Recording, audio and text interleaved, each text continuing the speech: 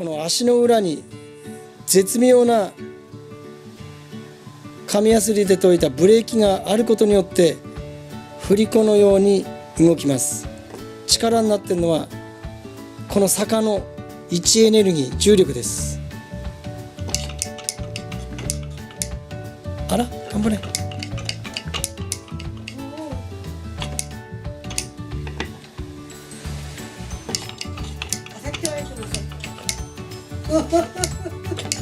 どうした？疲れたか？まるで生きているようです。